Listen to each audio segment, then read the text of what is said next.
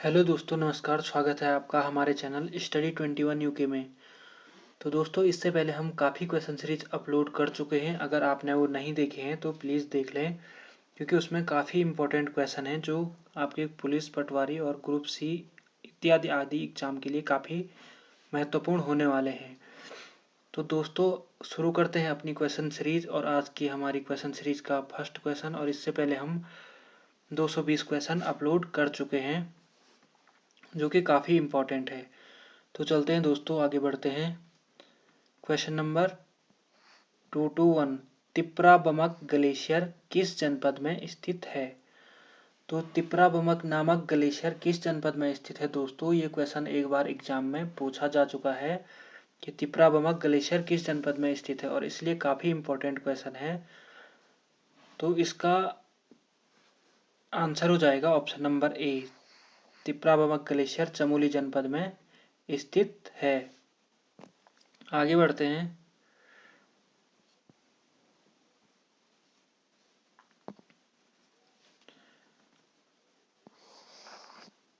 ग्राम्य काव्य संग्रह के रचयिता कौन है?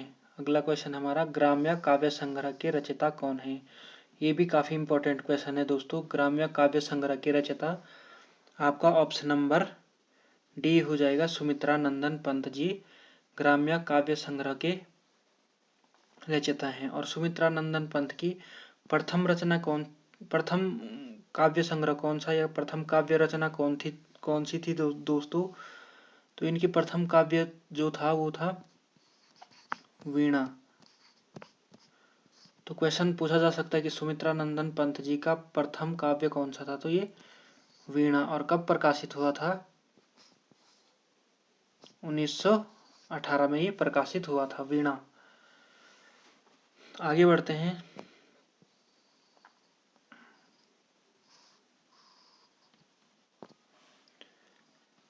कस्टमरी लॉ ऑफ कुमाऊं नामक पुस्तक के लेखक कौन है? तो ये भी काफी इंपॉर्टेंट क्वेश्चन है दोस्तों। कस्टमरी लॉ ऑफ कुमाऊं नामक पुस्तक के लेखक कौन है? तो आपका ऑप्शन नंबर डी सही हो जाएगा, पन्नालाल। पन्नालाल जी द्वारा लिखी गई है कस्टमरी लॉ ऑफ कुमाऊं नामक पुस्तक। और कब यह किताब 1920 में प्रकाशित हुई थी? कब प्रकाशित हुई थी? 1920 में प्रकाशित हुई थी। और इसका हिंदी अनुवाद किसने कराया? तो इसका हिंदी अनुवाद कराया प्रकाश थपलियाल ने। प्रकाश थपलियाल ने। तो कस्टमरी लॉ ऑफ कुमाऊं नामक पुस्तक के लेखक कौन है? तो वो है पन्नालाल जी। और इन कब प्रकाशित हुई थी कस्टमरी लॉ ऑफ कुमाऊं? तो 1920 में। और इसका हिंदी अनुवाद किसने कराया? तो प्रकाश थपलियाल ने कराया। और ये पुस्तक हमें कुमाऊं तथा ब्रिटिश गढ़वाल की परंपराओं तथा प्रथाओं के बारे में बताती है। अगला क्वेश्चन, गोरखा काल में कमीण नामक अधिकारी का क्या कार्य था? तो गोरखा काल में दोस्तों कमीण नामक अधिकारी का क्या कार्य था? तो आपका ऑप्शन नंबर सी सही हो जाएगा, गांव से राजस्व वसूली करना। और एक सयाना भी है दोस्तों, वह भी राजस्व वसूली से संबंधित अधिकारी था गोरखा काल में। अगला क्वेश्चन, राज्य में इंडन तिब्बत बॉर्डर पुलिस अकादमी कहाँ स्थित है? तो राज्य में इंडो तिब्बत बॉर्डर पुलिस अकादमी कहाँ स्थित है?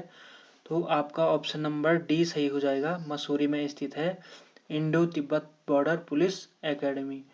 और इसकी स्थापना मसूरी में कब की गई थी? तो 15 सितंबर 1978 में की गई थी इंडियन तिब्बत बॉर्डर पुलिस अकादमी की स्थापना मसूरी में। काफी इंपॉर्टेंट क्वेश्चन है ये भी। अगला क्वेश्चन, लोहारी नागपाला पनबिजली परियोजना किस नदी पर स्थित है?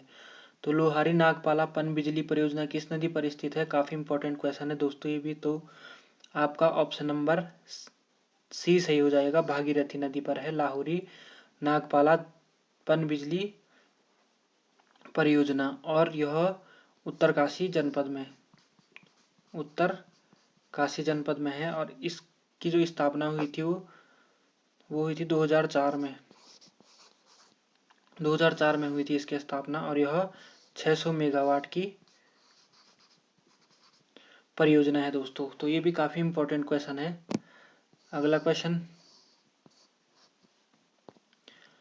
राज्य में चाल खाल परियोजना किससे संबंधित है? और ये क्वेश्चन भी एक बार एग्जाम में पूछा जा चुका है कि राज्य में चाल खाल परियोजना का संबंध किससे है, तो काफी इंपॉर्टेंट क्वेश्चन हो सकता है ये भी। तो आपका ऑप्शन नंबर डी सही हो जाएगा, चाल खाल परियोजना का संबंध जल संरक्षण से है। अगला क्वेश्चन,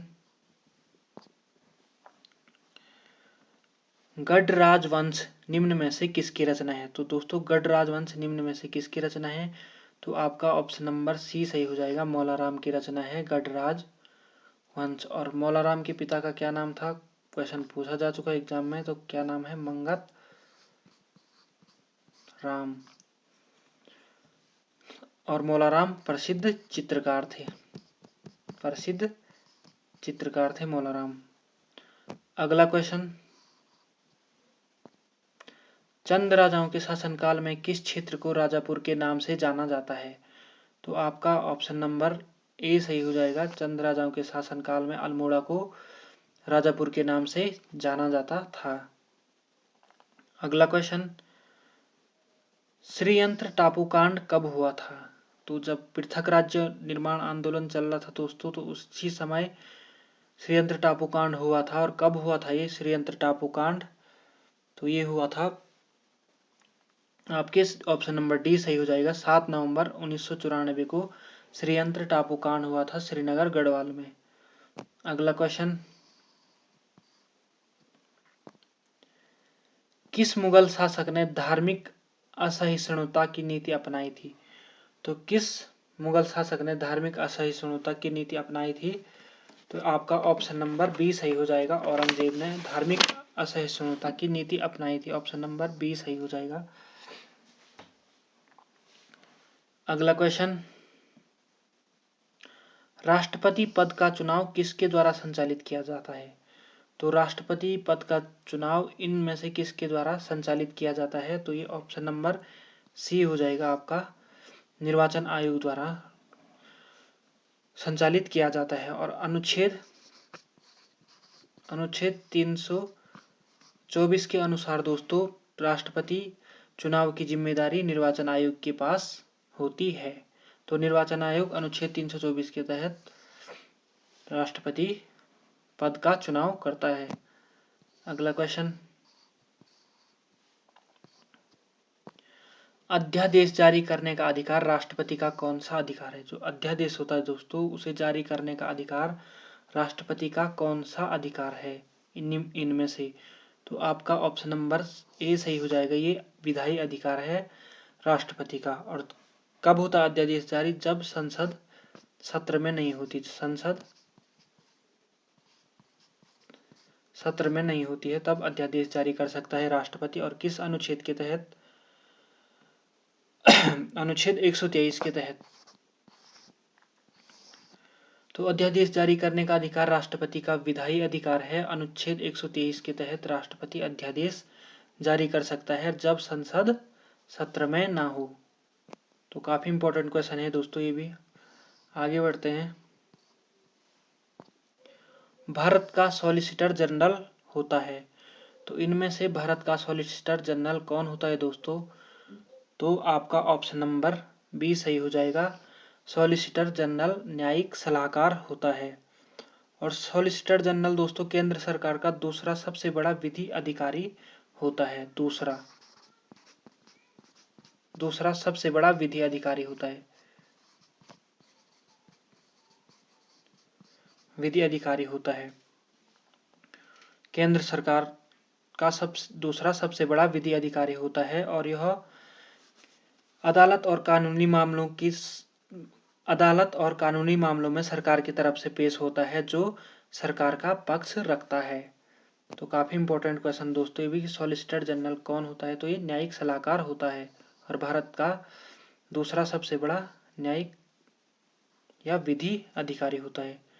अगला क्वेश्चन दोस्तों, पहला भारतीय कंप्यूटर सर्वप्रथम कब लगा था? तो पहला भारतीय कंप्यूटर सर्वप्रथम कब लगाया गया था? तो ये लगाया गया था दोस्तों, आपका ऑप्शन नंबर सी सही हो जाएगा, 1952 में लगाया गया था पहला भारतीय कंप्यूटर। और कहाँ लगाया गया था? कोलकाता में। किसके द्वारा? डॉक्टर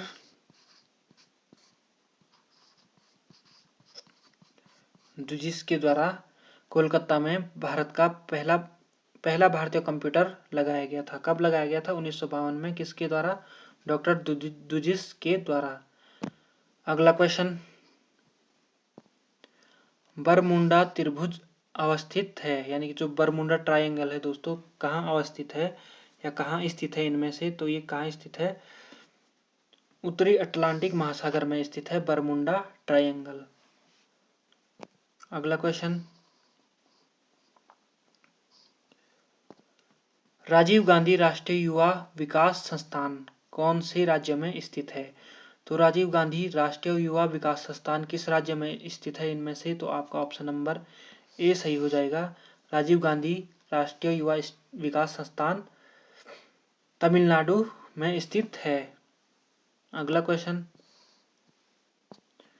विश्व पशु कल्याण दिवस कब मनाया जाता है दोस्तों? तो विश्व पशु कल्याण दिवस कब मनाया जाता है? आपका ऑप्शन नंबर बी सही हो जाएगा। 4 अक्टूबर को विश्व पशु कल्याण दिवस मनाया जाता है। आगे बढ़ते हैं दोस्तों, मसूरी गोलीकांड कब हुआ था? आज का अंतिम क्वेश्चन, मसूरी गोलीकांड कब हुआ था दोस्तों? काफी इंपॉर्टेंट क्वेश्चन है। तो मसूरी गोलीकांड कब हुआ था? ये हुआ था आपके 2 सितंबर 1994 को मसूरी गोलीकांड हुआ था। तो आज के लिए इतना ही दोस्तों, मिलते हैं अगली वीडियो पे। तब तक आप वीडियो को लाइक, शेयर और सब्सक्राइब कीजिए और याद जरूर कीजिए दोस्तों, काफी इंपॉर्टेंट क्वेश्चन है।